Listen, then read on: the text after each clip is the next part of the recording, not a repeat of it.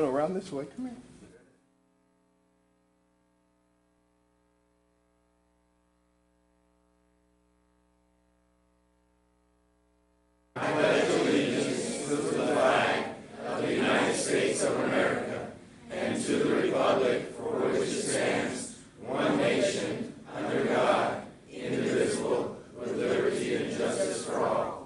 Thank you. Okay, I don't have my book. So, Madam Clerk, could you call the roll, please? A quorum is present.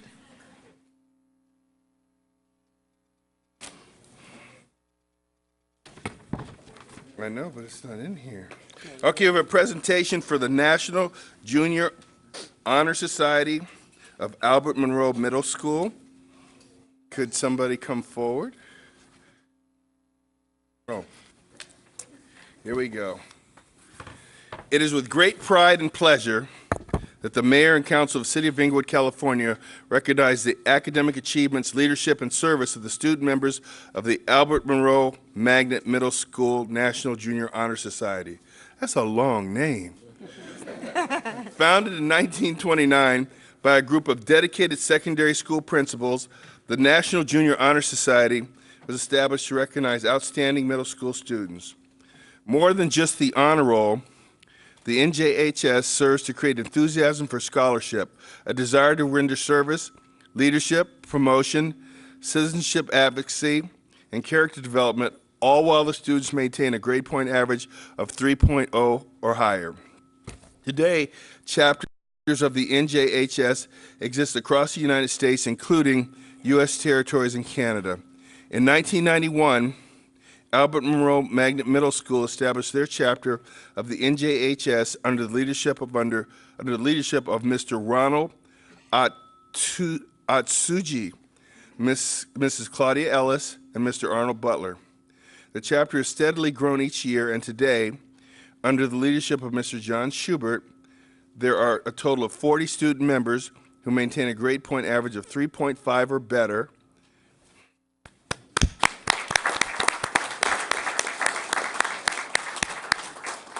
and have demonstrated leadership, character, and service through their participation in the annual Taste of Monroe Community Open House, as well as their annual Spring Campus Beautification Project.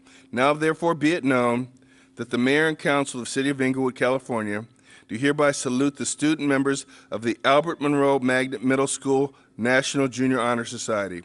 We celebrate your commitment to excellence in the areas of scholarship, leadership, and service, and may you enjoy much success in all your endeavors. Presented this third day of March 2015, the City Council of the City of Inglewood. And now I was going to ask Mr. Brent Tilley to come forward, and the microphone's yours, sir. Okay, well, I appreciate the proclamation and going before the students because they're awesome speakers, and so I've learned my lesson to speak after them. So let me just start off by saying thank you, Mr. Mayor. Thank you, Councilman Franklin, for your support over the years. I see the city treasurer. She's no stranger to our side as well. It's good seeing you again, Mrs. Brown. And as the proclamation states, this is about scholarship, it's about service, and when you consider the people in front of us, our city has a really bright future. So again, thank you, and let's give them another round of applause. Ms. Horizon Parks.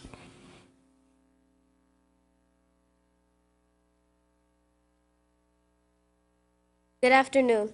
My name is Horizon Parks, and I am one of 20 new 7th grade inductees this year in Monroe Middle School's chapter of the National Junior Honor Society. The National Junior Honor Society has been recognizing outstanding middle-level students for over 85 years. More than just an honor roll, it serves to recognize those students who have shown excellence in other areas. 5 purposes have guided the society since it began. Students are encouraged to develop further through involvement in school activities and community service. The society aims to develop character, create enthusiasm for scholarship, to promote leadership and a desire for service, and encourage responsible citizenship. The society's motto is "Light is the symbol of truth." The emblem is a flaming torch. Today, membership is over 1 million students participating in activities at the high school and middle school level. Chapters are found in all 50 states. Our Monroe chapter has been on campus for 25 years. Thank you. Wonderful. Miss Giselle DeLeon. Good afternoon. My name is Giselle DeLeon, and I am one of 20 returning 8th grade members this year in the Monroe Middle School chapter of the National Junior Honor Society. Being a member of the National Junior Honor Society not only means maintaining a strong academic record, our chapter members are also leaders in other student organizations and have served our school and community through many activities. With our aim of service, over the years, this chapter has participated in the City of Inglewood's Dr. Martin Luther King and Cesar Chavez events.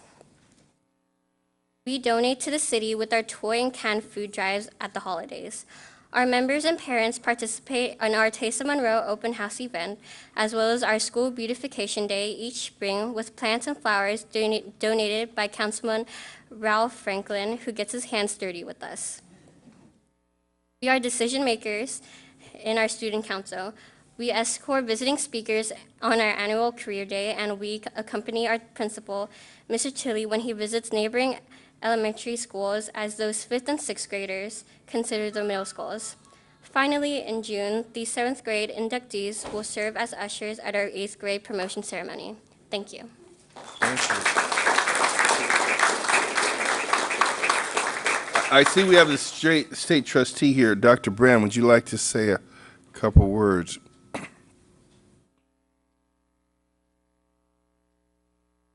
Mayor, as I look out here, I want to congratulate all of you students.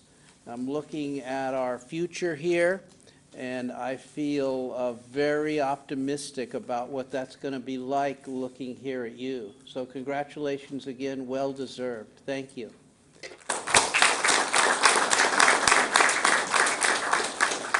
So how are we going to take this picture? Oh, okay. All right.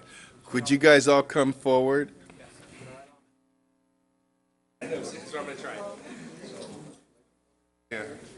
I was going to say, but you're taller. You want to take the picture? Yes. You might actually be able to take a better picture than me. Oh yeah, of course. I don't think you'll need to. I don't think you'll need to stand. Because you're like, I think it'll take.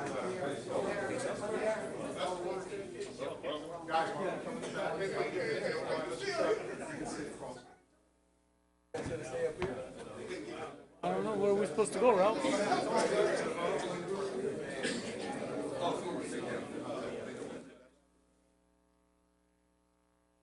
What's up, guys?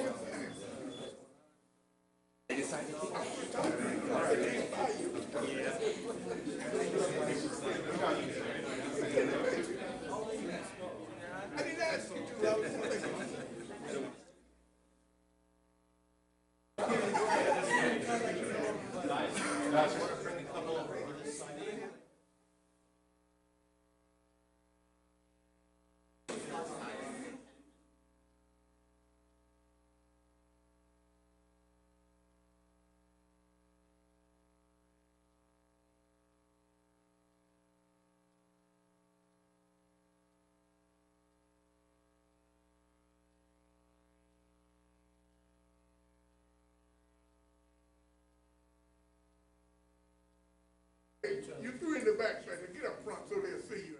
Beautiful. 3, 2, 1. Look this way.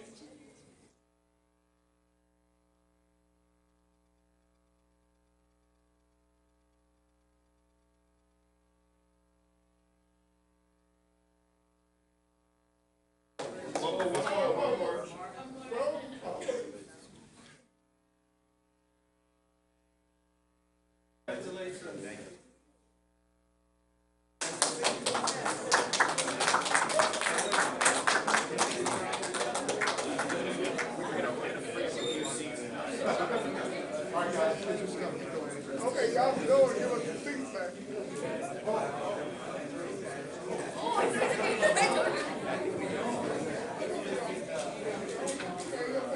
Tell us. Oh, we didn't take a picture with I figured it out.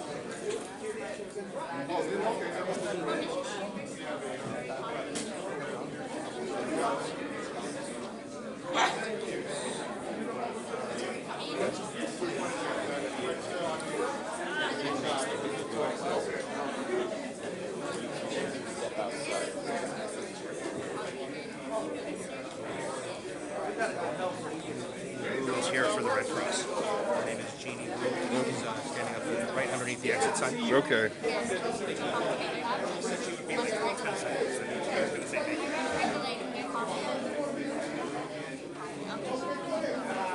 I have a proclamation declaring March of 2015 as Red Cross Month.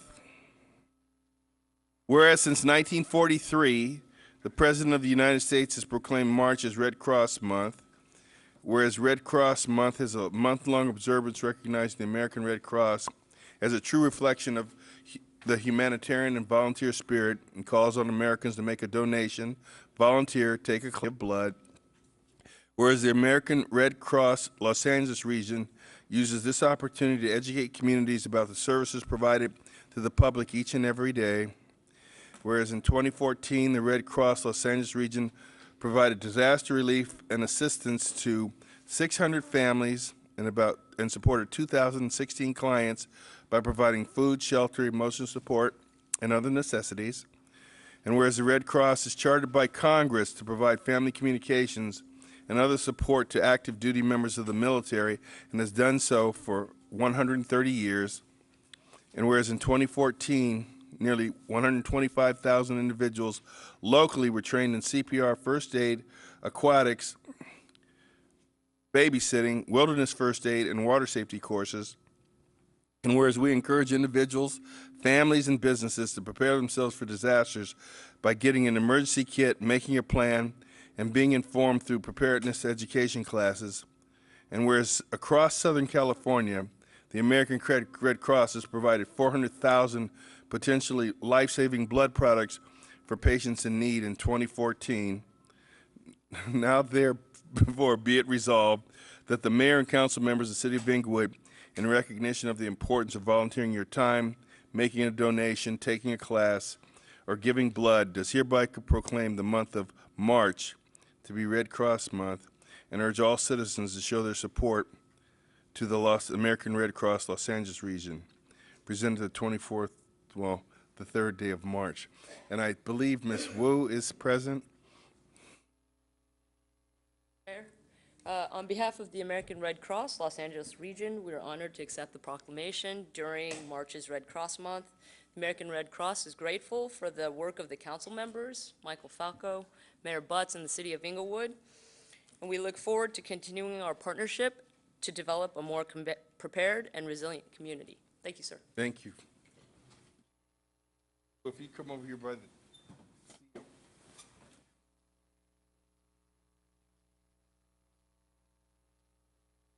Yeah.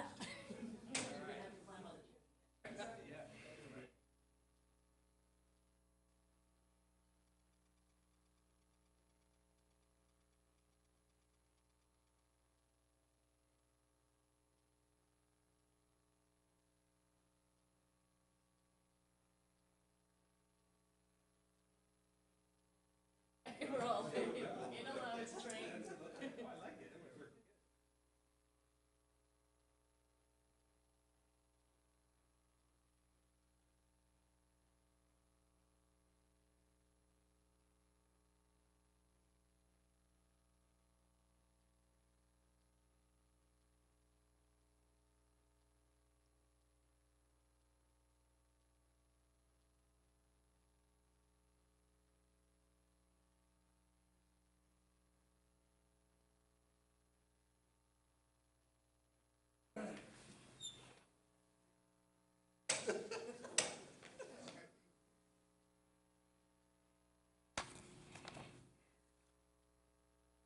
Okay, we're going to call to order the successor agency, Housing Authority and Finance Authority. Madam Clerk.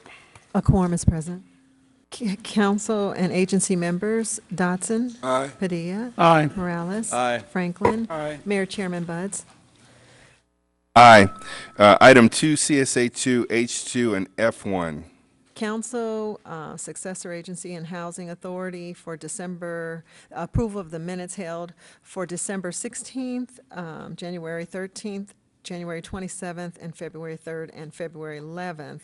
And Finance Authority, December 16th and January 25th. So moved. Second. Madam Clerk. Council and agency members, Dodson. Aye. Padilla.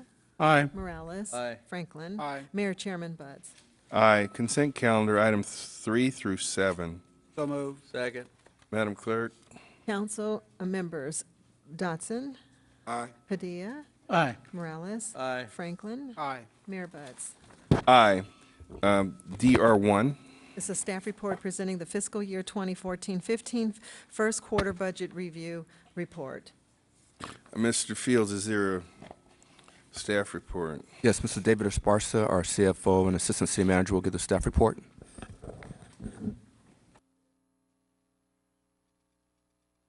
Good afternoon, Mr. Mayor, council members. David Esparza, Chief Financial Officer, Assistant City Manager, here with the first quarter report for fiscal year 2014 and 15. The report is submitted to you in its entirety under DR1, and for our discussion today, I've prepared a PowerPoint presentation which I'll take us through right now. So the first slide here is the one that we have before, and I apologize that I think that we're going to be missing some of the, oh no, there they are, some of the animations to this. As you can see that our property taxes are slightly increased over the same period last year.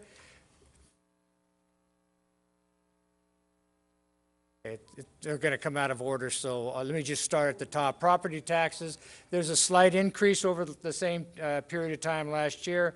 Sales tax, we've seen a significant increase of 59.65 over the same period from last year, and that I think, is more attributed to the timing of the of funds being paid back to the city from the county and state. And so, although it looks very good, and it is very good, that 59.65 distorts it when you're looking at the overall trend. Building permit fees, they've been down 12% over the same period of last year. That is primarily because of, in my last report, if you remember, there was significant revenues generated by the residential sound insulation program because of all of the construction. We've had a lull in the winter, the first quarter of this fiscal year, because of the delays in getting the money from LAWA. The utility users tax increases of 12% over the same period of last year. The hotel occupancy tax is up by 19%.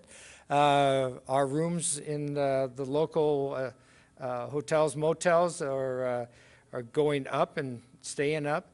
Hollywood Park, it's stable through the first quarter of anticipated, decline in that. Unemployment in the region is down, which is always good for us, because then, we know more people are feeling confident about their jobs and employment, and which means that in turn, puts more money into sales tax and other fees that we do collect. And city expenditures for the first quarter are below expectations, and so we will see significant savings on that aspect as we get to that point in the presentation.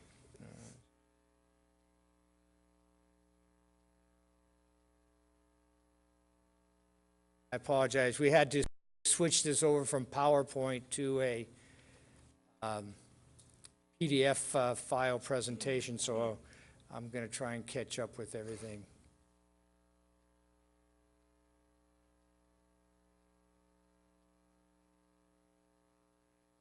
All right. The starting point for this year's budget, as we've discussed during the budget presentation, was that expected revenues for the year are $79.8 million against expenditures of $89.2 million, which left us with a shortfall of $9.4 million. The strategy to bridge the shortfall was the use of general fund reserves of $8.4 million, freezing vacant positions for an additional savings of $713,000, and then election reimbursements of $200,000.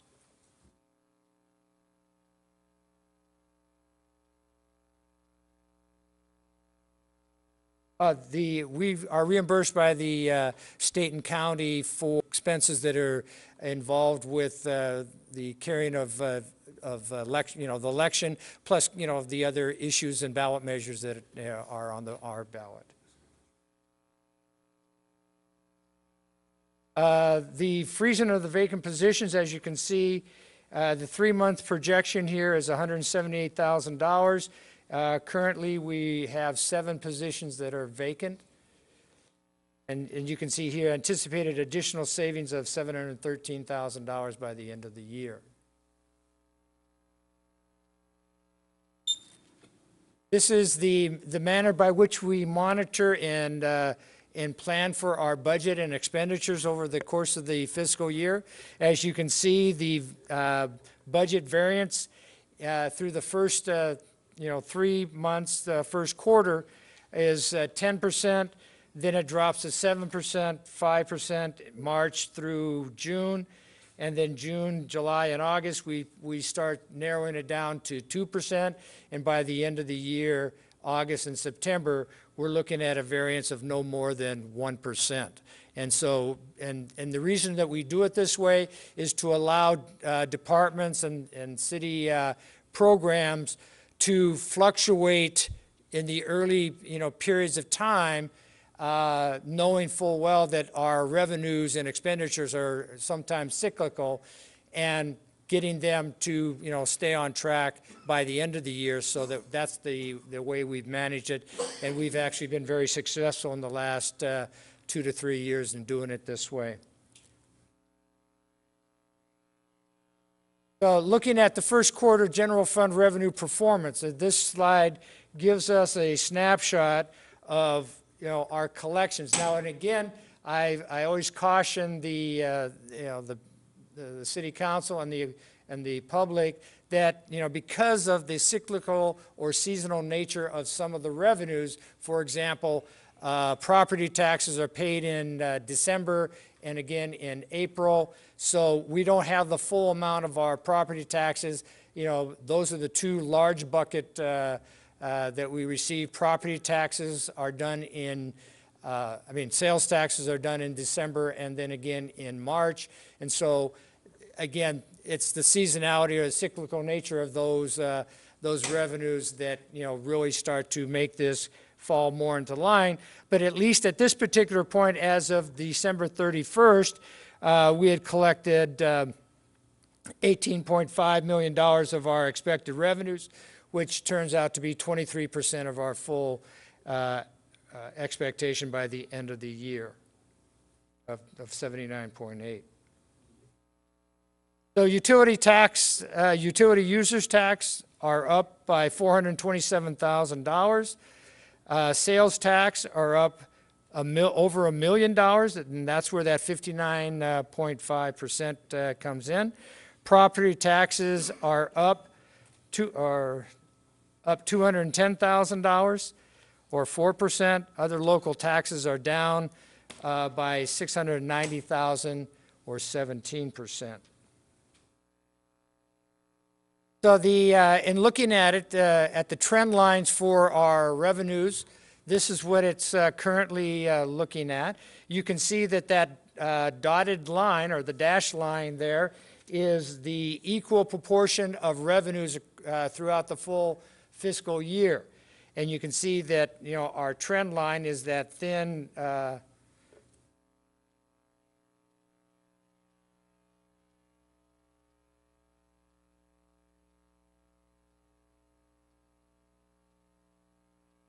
you can see that that thin trending line rises above the actual dashed line by the end of the year, which would indicate that we would actually end the year slightly above our revenue projections at this particular point. Expenditures for the first quarter, you can see, are also tracking below expectations. Currently, our expenditures are $21.4 million, which is 23% of our expected revenues our expenditures by the end of the year of $91.4 million. And again, some of these expenditures are cyclical in nature. For example, much of our insurance premiums have to be paid upfront in the beginning of our fiscal year, and so some of these are above that line, which you can see for the general government expenditures of $4.8 million, or 47% of the total amount for the year, indicating that in that particular classification are many of those insurance premiums that the city puts forth at the beginning of the fiscal year.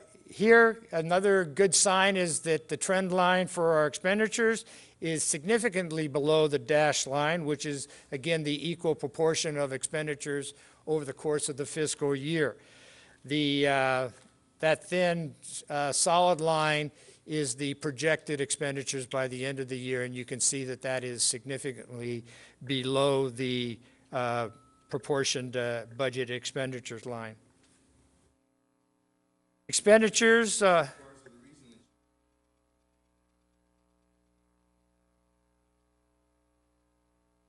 that's correct, yeah. And that's really important because, as I've mentioned, that, many of these expenditures are seasonal, especially when we start doing public works and parks and recreation programs during the summer months.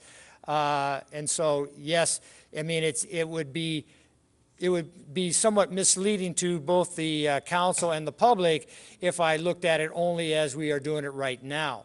Then we say, oh, wow, we've got, a whole bunch of money that we're not going to be spending. But, overall, it does tend to even out as we go through the fiscal year.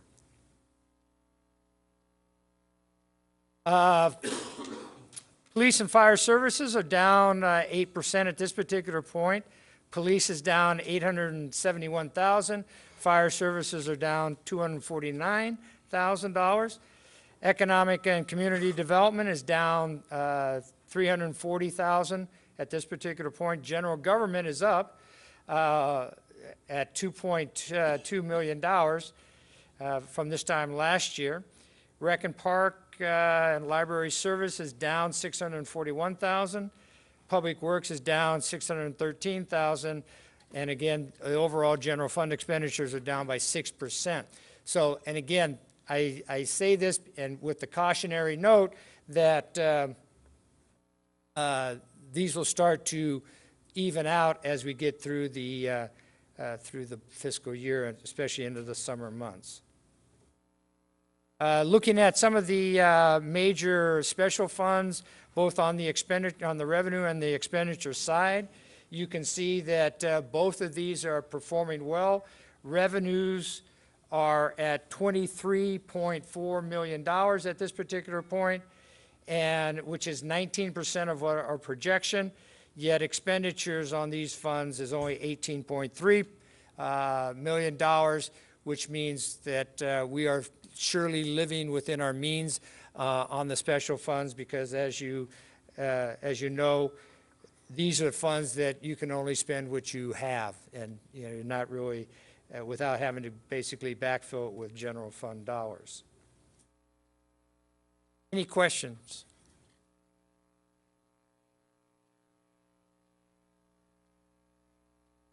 Thank you.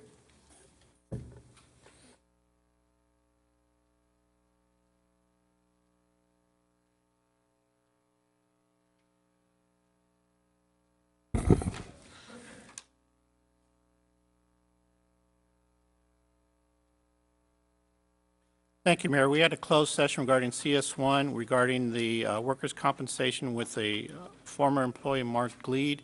Discussion was held and direction given to staff.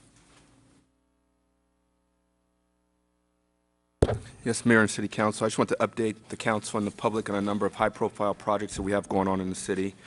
The Senior Center is still on schedule.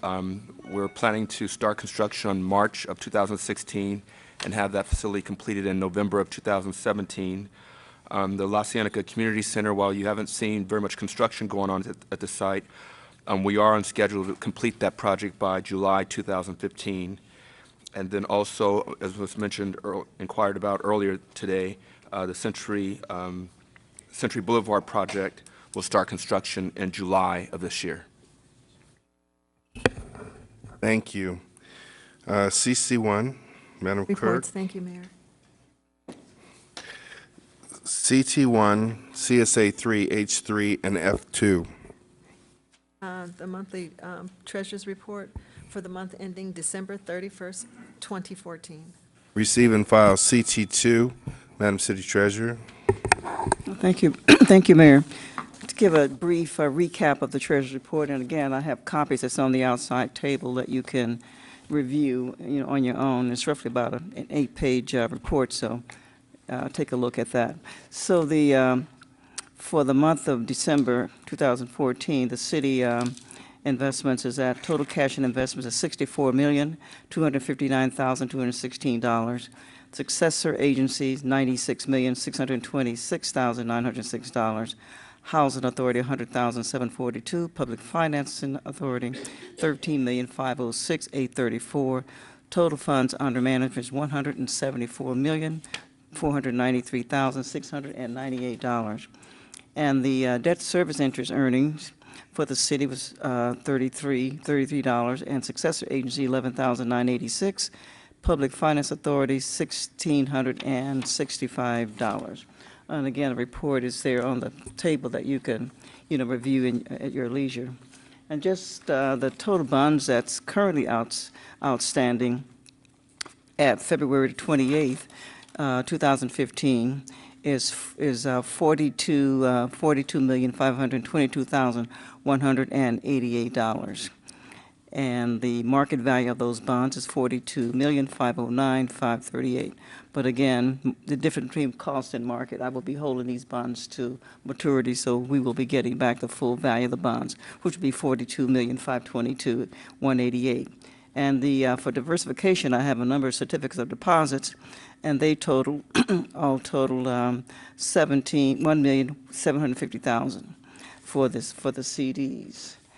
And I'd also like to point out the CalPERS released their monthly pronouncement, and that particular pension now exceeds more than $300 billion. And they just reported their annual report at 2013-14, and the total additions to that report is $58.1 billion. And you might recall CalPERS had a loss a few years back of $56 billion. That had a lot to do, of course, with bad real estate investments. And of course, how they recoup that is just simply passing on the rate to those that are members, like cities and counties, that they pass that on by increasing the contribution rate. And one of the cities that have the highest pension obligation bonds thus far is Oakland, with $757 million and $930,000. The next city is Richmond with $239.5 million, and the next city is Fresno with $205 million. And would like to point out, with regards to the condition of bank failures, we just simply had this year thus far, we've had 4 bank failures. And we had one bank in San Juan, Puerto Rico, that failed on February the 27th of this year, with assets totaling $5.9 billion. And it cost the FDIC $748 million. Thus far, we've had, since 2007, 514 banks that have failed. Total assets of these failed banks is $707 billion. And the loss to the FDIC is approximately $91 million. And again, most of the local banks that did borrow the funds, they have not paid back their TARP money, and that's roughly about $11 billion. In all likelihood, they won't be able to, repay those funds. And lastly, we'd just like to mention regarding the free income tax program for the city treasurer. April 3rd is the last day to bring them to my office. and it's by appointment only, and Wednesday and Thursdays are the days you should bring them by. That concludes my remarks and my comments. Thank you, Madam Treasurer. Council comments, Councilman Dotson. Thank you, Mr. Mayor. I want to thank all you guys for coming out. It's always good to hear something positive. So, Ms. Nichols, I got to call you out. That was good. Thank you very much. I want to thank all the people who came out to my shredding event this past Saturday. I think you guys helped me break a record as far as the tonnage for my shredded. I haven't got the last report yet, so I'm waiting on that, but I think we broke the record. We had a lot of people to come out. Relay for Life, that's coming up. So on the June 6th and 7th, I want to ask the people in District 1 to please come out and join the Team Dotson. Team Dotson. That's right. Come on out, have some fun, enjoy yourself, and help us raise some money for the Cancer Society. If you decide to join my team, please contact me by email or call my office and speak to Miss Alicia. 310-412-8602 or 412-5406. Thank you very much. Again, thank you all for coming out. You make our democracy work, and we'll see you next week. Thank you very much. Councilman Padilla. Thank you, Mayor. Just a couple of notes. First, I want to thank Councilman Franklin for the presentation that you brought to us this, at the beginning of the meeting with the students from Albert Monroe Middle School. It's always good when we can get our young students involved in what we're doing and recognize them for the work that they're doing. That's so, so important. I also want to thank Michael Falco. A couple of weeks ago, I had a meeting with all my commissioners. I do that to, kind of keep them up to date. And he's always very welcoming to come out to our meeting, talk about Robert Rules of Order, what's going on with the city. So I just appreciate that, Michael. Thank you. I also want to thank the community in District 2 that came out. Last Wednesday night, I had to meet the councilman at my ICOP Center. We had a great turnout. I want to thank those that came out to share with me their thoughts and concerns, and also the good things that are happening in the city of Inglewood. It's so nice to see folks take time out of their day, like you are today, and out of their evening like they did last week. I also have a save the date for April the 18th. After you've gone through all your paperwork to see what you're going to do with your taxes, and you're going to realize you got a bunch of boxes of stuff you don't need that needs to be shredded, bring it to the ICOP Center on Saturday, April the 18th at 10 a.m. We'll have a truck out there, and we'll have folks to help you unload your boxes and put them in the shredding machine. We had somebody come up and talk about streets in District 2. Just letting you know, we have several streets identified in my district that are either going to be slurry sealed or resurfaced, and that work will commence in the next month or so, in the next 4 to 6 weeks. We hope to have that work completed around July 1st. I know that the city manager, Artie Fields, talked about the abandoned thrifty gas station at La Cienega and Fairview, and that project moving forward and will be completed by July 1st, as he mentioned. Also today, as you saw, we approved on our calendar that we're going to widen the street right where Fairview meets at La Cienega, that one little stretch. We've had so many concerns about traffic backing up, and so we're going to widen that street and allow another turn pocket there, and hopefully that will alleviate the traffic issues.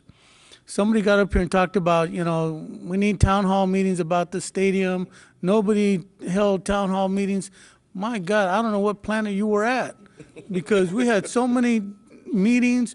We had so many, I know I held a meeting, council districts 1, 4, 3. I mean, everybody had a meeting. The mayor talked about it to everyone. It was in the local newspaper, Inglewood Today. I mean, we did so much at our end to keep folks informed so you can make a wise decision. And then the overwhelming success and approval that we got from the community. Even today, as I go out and do some shopping, I'm stopped by residents, business owners, thanking us for moving forward and not having to waste the taxpayers' money to put this on a ballot when everybody wants it. So for the 3 or 4 folks that come up here and talk negative about it, I don't know where they've been. I don't know who they're talking with, but I can tell you the people that we all talk to are very positive and are looking forward to the development at Hollywood Park and the stadium. Just one more just a side note. Don't forget daylight savings this Sunday. Move your clocks up. Thank you. Have a good day. All right. Councilman Franklin. Wow, daylight savings time. Thank you for the heads up on that. Also, just piggyback on what Councilman Padilla was saying. Want to thank this council for reaching out and staff doing an outreach to get the request for proposals for refurbishing of our streets, alleys, and sidewalks and curbs. And in District 4, we have a number of alleys pre-identified. This time it's District 4's turn to get the sidewalks and the curbs done, which has also been identified and is planned to be done throughout the summer.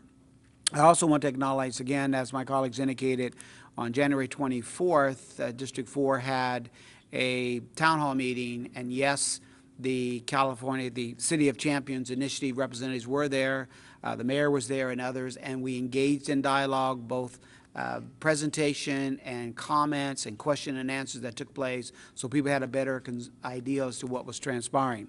Also in that same meeting, we had the Environmental Service Center representatives from the South Bay spoke and talked about energy efficient rebates that were available, as well as announcing that because of the drought, that they had rain barrels available so we could capture the rain right off our rooftops and then reroute the water back into our gardens and yard. Proud to say this past Saturday, we had the rain barrel giveaway in the city of Inglewood at Rogers Park, and those that signed up, along with others that came in the cool weather, was able to get them.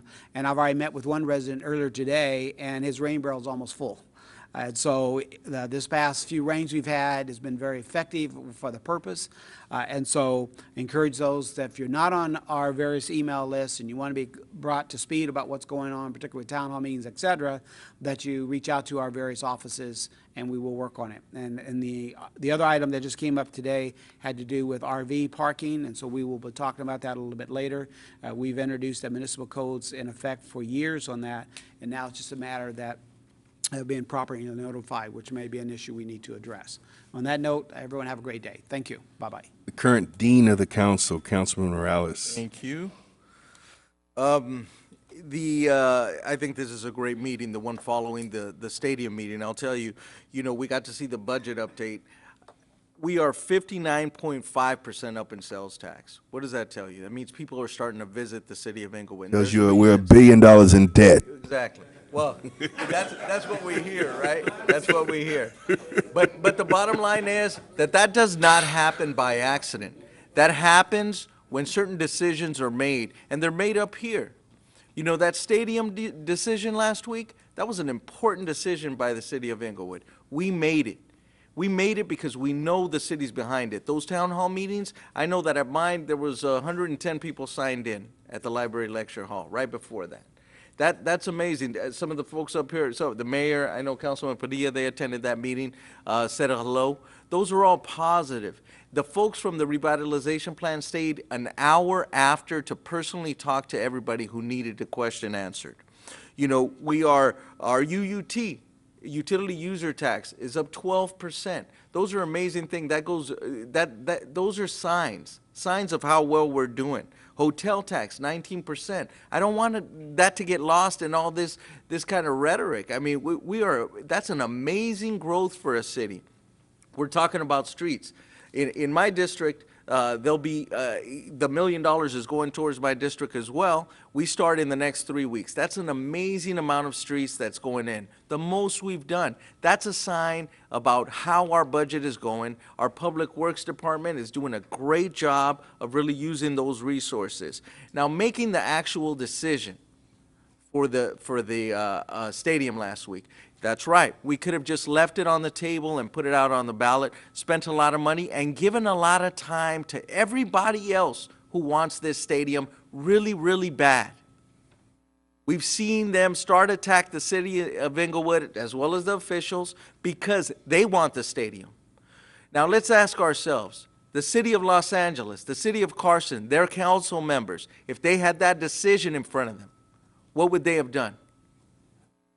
They would have taken it in a heartbeat, But that landed here because of the good things that are happening in the city of Inglewood.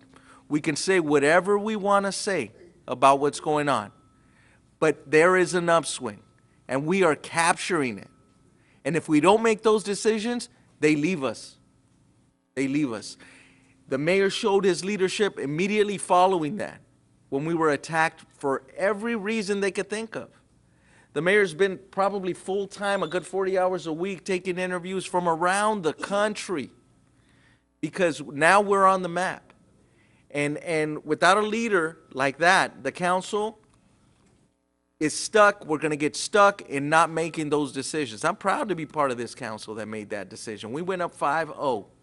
Extremely proud of that decision. You know, I could go on and on. The Artie Fields. I'm sorry, Mayor. I'm just keep going. Yeah, keep going. Keep going. Mr. Fields started talking about Century Boulevard. I'll tell you, that is a huge project that the city has been waiting for years. Department of Finance obviously gave us our clearance at the end of last year, thanks to a lot of work from the mayor and the rest of the council. And I'll tell you that finally that $40 million project from La Cienega to Van Ness will be done and started in July. That's amazing progress, okay? We can talk all we want from up here. We can talk all we want from down there. Results is the only thing that matters. All that matters. Ooh, I like that. I wanted to just carry on a little bit about the city. You know, we come from a very, very bad place in the city. When I started, we had $11 million to our name, and we owed the employees $14 million in sick comp and vacation, which meant that we were, you know, functionally bankrupt. You know, we've gone up to $34 million in the bank. We'll spend some of that to buy our way out of that lifetime medical monstrosity that someone constructed. We'll spend about $5 million this year on that, but we have the money to spend on it to alleviate, you know, some $199 million of an unfunded liability. You know, we have 3 or 4 people that I don't think they have TVs or radios in their homes. They must, or they must not. Why did we vote collectively to move the initiative forward? First of all, understand this, there's nothing guaranteed in life. There's no guarantee that the Rams will come here or the Chargers will come here or any NFL team will come here. There's no guarantee that there won't be a massive recession in the next few months and they'd have to hold off on their construction. But let me tell you what is guaranteed. If we don't do what we're doing, it's guaranteed we're not going to have no football stadium here. And I guarantee it goes away with that is any chance that we have, good chance we have, to totally revolutionize the economy and finances of the city. Anybody that comes up here and plays around like it is so important that after 22,000 people sign and say they want something, more people than voted for anything in the history of this city, that now we need to go on and have an election too and slow ourselves down versus other people that would just love to have the opportunity to be in the place that we're in. I think that's just crazy. To give up an opportunity for 20,000 construction jobs over the build-out of that entire project, to just say we guarantee we won't have any chance at 12,000 permanent and part-time jobs, you know, at the conclusion of that project. It is so, one for Mr. Burt, and we got one for you, Mr. Burt. And this is such a big thing that we have forces out there that continually try to destroy the confidence of the key stakeholders that make this happen and having this in Inglewood. That's how envied we are right now. And so let me tell you what this council is going to do. We are going to look out after the interests of this city. We're not going to let a few people try and intimidate us with some buzzwords about, let everybody vote on everything. If we were supposed to vote on everything, you wouldn't elect a council. You just have a vote on everything. We'd have an election to pay the bills. We'd have an election to get a CAD system for the police department. We'd have an election every time we hired somebody. Well, the reason we don't have an election for everything because you hire people that you believe will look after your interests. And you hire people that have the common sense to know when they need to take decisive action. And so that's why the council voted it in, and I know that's the way all of us feel. Century Boulevard, residential sound insulation, the budget, everything that everybody cried about when I was elected, all those things have been remediated and more. So, these gentlemen, staff, are doing what you hired us to do, and we're proud of that.